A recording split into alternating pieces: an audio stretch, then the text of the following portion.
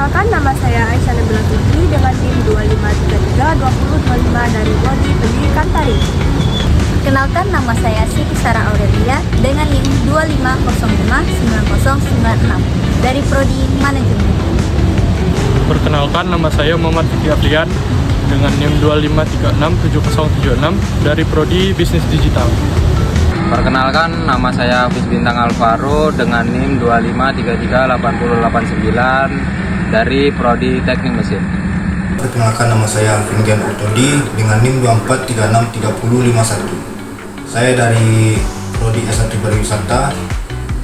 Saya dari kelompok 9, mata kuliah Pendidikan Pancasila. Assalamualaikum warahmatullahi wabarakatuh. Di dunia digital saat ini memiliki pengaruh yang sangat besar bagi kehidupan kita.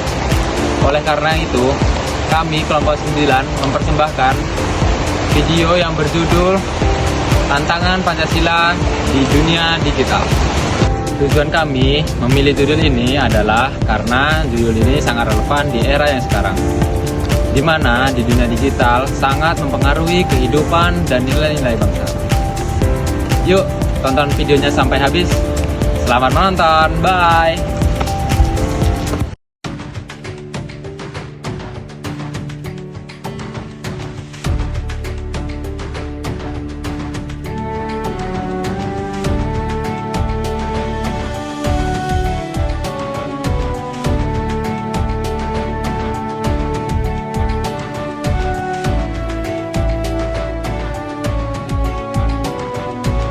Halo Sobat Pancasila, kita hidup di era yang serba cepat. Dunia yang makin terasa mengecil, itulah era globalisasi. Sebuah keniscayaan yang membawa arus informasi, teknologi, dan budaya asing tanpa batas. Tapi di tengah hiruk pikuk ini muncul pertanyaan krusial. Bagaimana nasib nilai-nilai leluhur Pancasila sebagai dasar negara kita? Apakah ia masih relevan atau mulai tergerus oleh weterisasi atau individualisme? Hari ini kita akan bedah implementasi dan tentang nilai Pancasila di tengah gelombang globalisasi. Tonton sampai habis ya.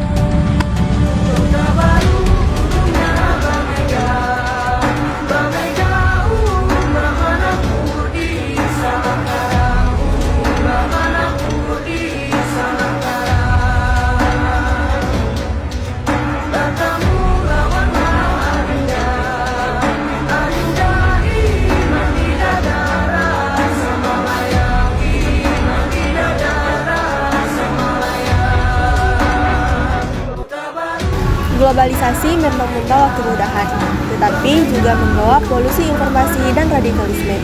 Disinilah sila pertama, ketuhanan yang Maha Esa, dan sila kedua, kemanusiaan yang adil dan beradab, berperan sebagai kompas moral. Nilai ketuhanan mengajarkan kita untuk menjaga toleransi di tengah keberagaman keyakinan yang makin terekspresi. Nilai kemanusiaan mengingatkan kita untuk memerangi ketidakadilan dan membela hak asasi manusia, tidak peduli suku, ras, atau tingkah penduduknya. Implementasinya yaitu aktif dalam gerakan kemanusiaan global dan bijak dalam menyaring informasi. Ancaman paling nyata di era globalisasi adalah terkikisnya identitas nasional. Budaya asing masuk dengan derasnya. Namun, dengan sila 3 Pancasila, Persatuan Indonesia menjadi tameng kita. Persatuan bukan berarti keseragaman, melainkan Bhinneka Tunggal Ika, bersatu dalam keragaman.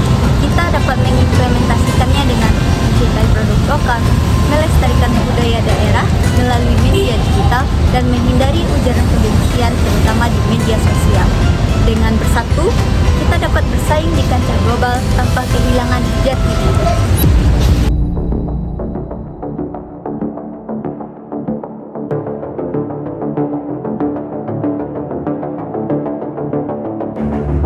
Tidak dapat dipungkiri, globalisasi menghadirkan tantangan bagi Pancasila.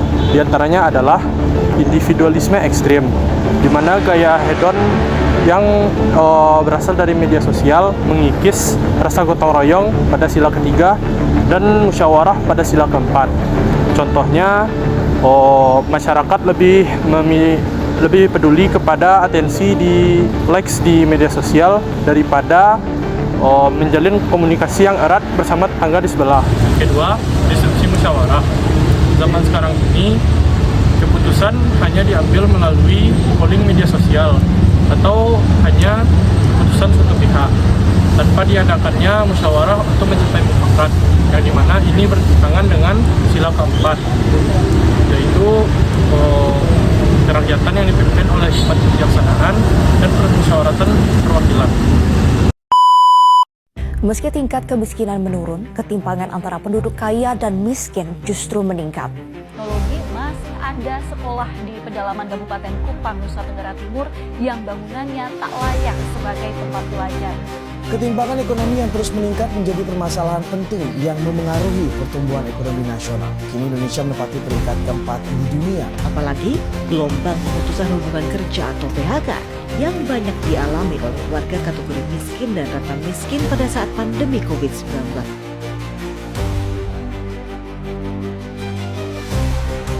Yang ketiga, kesenjangan digital dan ekonomi. Globalisasi memperparah kesenjangan antara si kaya dan si miskin, si melek teknologi dan yang tidak.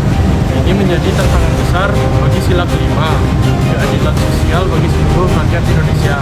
Kita harus mempertanyakan apakah globalisasi membawa kita menjadi orang yang adil atau malah membuat kita menjadi sosok yang individualis.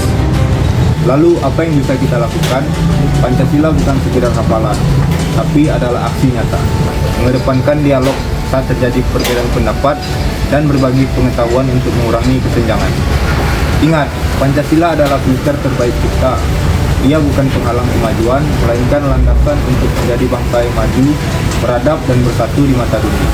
Salam Pancasila.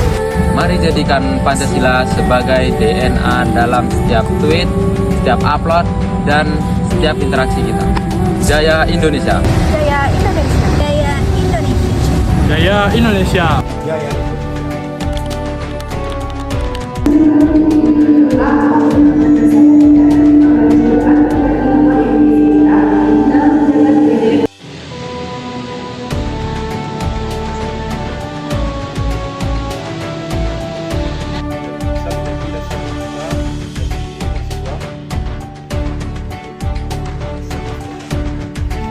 Dari sini akan menanyakan satu soalan.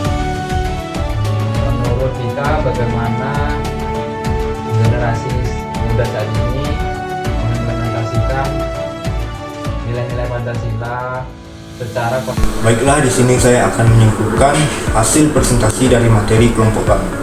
Inti dari hasil wawancara yang telah kami lakukan menegaskan bahwa Pancasila tetap relevan dan berperan sebagai fondasi moral bangsa di tengah arus teknologi dan globalisasi. Sebagai contoh yang pertama, yaitu tantangan utama digital. Era digital menghadirkan tantangan serius terhadap nilai-nilai Pancasila. Sebagai contoh, meningkatnya individualisme, memudarnya batas privasi, dan menurunnya etika yang memicu ujaran kebencian. Yang kedua, ada peran sentral Pancasila. Pancasila sangat penting untuk menjaga identitas bangsa. Pancasila berfungsi sebagai filter atau software utama untuk menyaring pengaruh budaya global. Dan yang terakhir, ada peran kunci generasi muda. Generasi muda wajib mengimplementasikan Pancasila di dunia maya. Kita dapat berbuat positif dengan contohnya aktif menyebarkan konten edukatif, empati, dan kepedulian sosial. Faktor yang harus kita hindari seperti menghindari penyebaran hoaks dan ujaran kebencian, serta bersikap santun dalam berdiskusi. Harapannya, Pancasila harus menjadi operating system dalam setiap inovasi teknologi di Indonesia, memastikan kemajuan yang tidak hanya canggih, tapi juga berkarakter, inklusif, dan berorientasi pada kesejahteraan seluruh rakyat.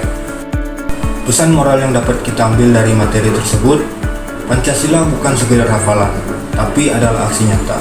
Di era digital ini, mari kita jadikan Pancasila sebagai DNA dalam setiap interaksi kita, baik secara online maupun offline. Dengan contoh, yang pertama, berpikir kritis melawan hoaks dan polusi informasi. Yang kedua, menjaga etika digital dan memperkuat toleransi di media sosial. Yang ketiga, mengedepankan dialog atau musyawarah ketimbang voting atau opini satu pihak. Dan yang terakhir, mencintai produk lokal dan berbagi pengetahuan untuk mengurangi kesenjangan. Mari jadikan Pancasila sebagai filter terbaik kita, bersatu dalam keberagaman, berdaya saing global tanpa kehilangan nilai kemanusiaan.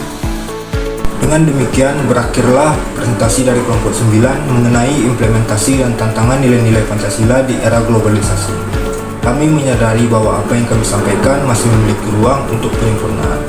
Oleh karena itu, kritik dan saran yang membangun akan senantiasa kami nantikan sebagai bekal perbaikan di masa mendatang. Akhir kata, kami mohon maaf atas setiap kesalahan kata maupun penyampaian.